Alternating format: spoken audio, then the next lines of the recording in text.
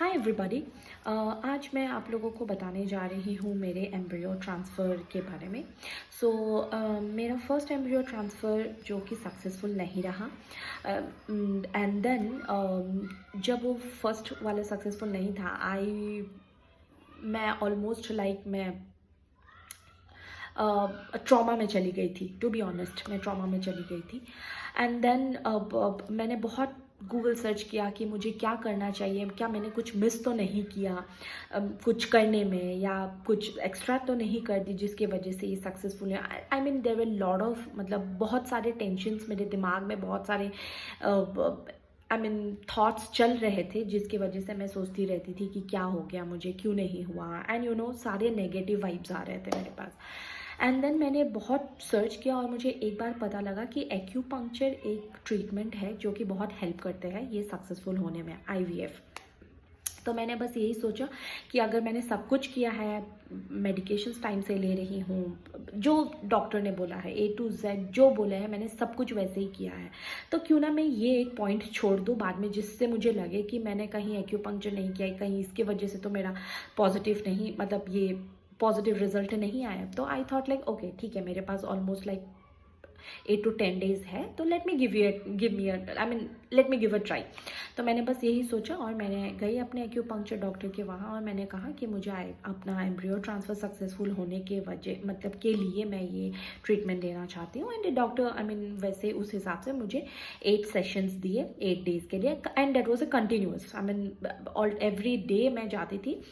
And मैं गई regularly, continuously 8 days मैं गई, और उसके बाद मेरा एम्ब्रियो ट्रांसफ़र का डेट आ चुका था। The next day I went for the embryo transfer और मेरा वो ट्रीटमेंट हो गया। उसके बाद मैं घर आई एंड आफ्टर दैट मैं कोई फिजिकल एक्टिविटीज़ नहीं करती थी, कंप्लीट बेड रेस्ट में रहती थी। It's just that I was leading a normal life. मेरा सब कुछ नॉर्मल चल रहा था। आई वॉज वर्किंग, मैं घर से काम कर रही थी, मेरा ऑफिस का काम चलता था। एवरी डे मेरा 10:30 to 7:30 मेरा ऑफिस का टाइम रहता था। मैं ऑफिस का काम करती थी, मैं खाना खाती थी। बस मेरा ये होता था कि मैं कोई फिजिकल एक्टिविटीज़ नहीं करती थी, ना घर का जो भी साफ़ सफाई कुछ नहीं करती थी, नो कुकिंग, मैं कुछ नहीं करती थी। बस मेरे को जो बेसिक नेसेसिटीज़ जो है, लाइक बाथरूम जाना, खाना खाना, बैठ के थोड़ा ऑफिस का काम कर लिया या कभी कुछ पढ़ लिया, तो बेड पे बैठ के जितना काम हो सकता था मैं सारा काम करती थी। बस ये होता था कि मैं बेड से ज़्यादा उतर के मैं फिज़िकल एक्टिविटीज़ नहीं करती थी। और वो ऑलमोस्ट 13 डेज़ मुझे डॉक्टर ने बोला कि मुझे वैसे ही करना है, सारा कंटिन्यू करना है। और मैं वो 12 to 13 डेज़ में वैसे ही रही। मुझे कोई सिम्टम्स नहीं आया। मैं हमेशा यूट्यूब करती रहती थी, गूगल देखती रहती थी कि पॉजिटिव होने का क्या सिम्टम्स होता है, कैसे पता लगेगा, बिना टेस्ट के क्या मुझे पहले पता लग सकता है कि मैं प्रेग्नेंट हूँ। तो मैंने बहुत वीडियोस देखे और सारे वीडियोस में सिर्फ सब अपने अपने सिम्टम्स बोलते थे कि किसी को पेट दर्द होते थे, किसी को वॉमिटिंग होता था, किसी को खाने का मन नहीं होता है, किसी को देयर वर लॉट ऑफ, मतलब बहुत सारे उसमें रीजंस थे कि सबको अपना अपना हो रहा था। और जब मैं ये सब वीडियोस देख रही थी, मैं बहुत अंदर ही अंदर मैं डर रही थी कि मुझे तो ऐसे कोई सिम्टम्स नहीं है, ना मुझे वॉमिटिंग हो रहा है, ना मुझे खाने का मन नहीं कर रहा, ना मुझे पेट दर्द हो रहा है, मुझे कुछ प्रॉब्लम नहीं है। मैं नॉर्मल जैसे मेरा रोज़ चलता था, मुझे भूख लगती थी, मैं खाना खाती थी, मुझे कभी वॉमिटिंग नहीं हुआ, मुझे कभी भी पेट में दर्द नहीं हुआ, कुछ नहीं हुआ। मैं वो 8 डेज़ मैं नॉर्मल थी, मुझे कुछ प्रॉब्लम नहीं हुआ।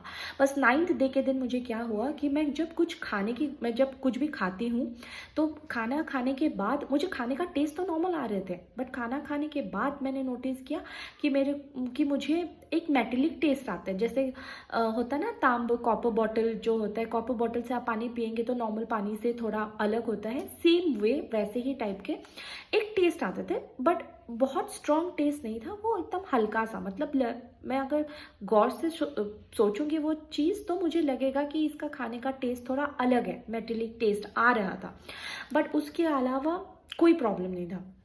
मुझे कोई सिम्टम्स नहीं हुआ। फिर मैं थोड़ा सोचना कम कर दी कि मैं यही सोची कि ज़्यादा टेंशन लूँगी कहीं इस वजह से मेरा कुछ गलत ना हो जाए, तो मैं सोचना ही छोड़ दी कि अब जो होगा देखा जाएगा। क्योंकि फर्स्ट एम्ब्रियो ट्रांसफ़र में मैं इतना टेंशन लेती थी, उसी वजह से मुझे फिर यही लगा कहीं ये रीज़न ना बने कि टेंशन की वजह से नहीं हो पा रहा है। एंड एक्चुअली ज़्यादा टेंशन लेने से डॉक्टर ने भी यही कहा था कि आपका ये पॉजिटिव होने में थोड़ा प्रॉब्लम हो सकता है, it can be A factor. तो मैं कोई टेंशन नहीं लेती थी और फिर मैं गई डॉक्टर के वहाँ, I think on my 12th day, और मैं गई, मैंने ब्लड सैंपल दिया अपना और मुझे घर भेज दिए गए और मुझे कहा कि मेरे को कॉल आएंगे। तो आई वॉज वेटिंग, मैं वेट कर रही हूँ पूरा दिन, और शाम को मुझे अराउंड 3-4 o'clock मुझे कॉल आया कि my test is positive and I was so happy. फिर मैं गई डॉक्टर के वहाँ, थोड़ा मेरा चेकअप हुआ, स्कैन हुआ, एवरीथिंग वाज नॉर्मल। उसके बाद नॉर्मल मेडिकेशंस दिए उन्होंने, विटामिन मिनरल्स जो भी है, आई मीन फॉलिक एसिड, सारे मेडिसिन मुझे दिए एंड वो बोले कि वो कंटिन्यू करने के लिए। तो मेरा कहने का यही है कि अगर सबके बॉडी डिफरेंट है, आपका बॉडी डिफरेंट है, सबसे डिफरेंट है, तो कभी कंपेयर मत करिए और कभी ये मत सोचिए कि जब उनको ये सिम्टम हुआ है तो मुझे क्यों नहीं हुआ है। क्योंकि मैं इतने वीडियोस देखी, सबके वीडियोस में कुछ ना कुछ सबको सिम्टम्स हो रहे थे, बट मुझे कोई सिम्टम्स नहीं था। लाइक फर्स्ट 8 days मुझे कोई सिम्टम्स नहीं था, मैं नॉर्मल थी, मुझे कोई प्रॉब्लम नहीं होता, ना खाने में ना कुछ में, मुझे कोई प्रॉब्लम नहीं हो रहा था। But that doesn't mean that you are not pregnant. And to be honest, tension मत लीजिए, क्योंकि ये टेंशन की वजह से आपके एम्ब्रियो ट्रांसफ़र का जो सक्सेसफुल मतलब जो प्रोबेबिलिटी है उसके चांसेस कम हो सकते हैं। तो प्लीज़ ये टेंशन आप अपना मेन रीज़न मत बनाइए।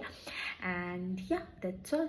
और अगर आपको ये वीडियो, अगर आपको सही में अगर आपको लगा कि थोड़ा आपके लिए हेल्प करेंगे, तो please give me a like button. Thank you.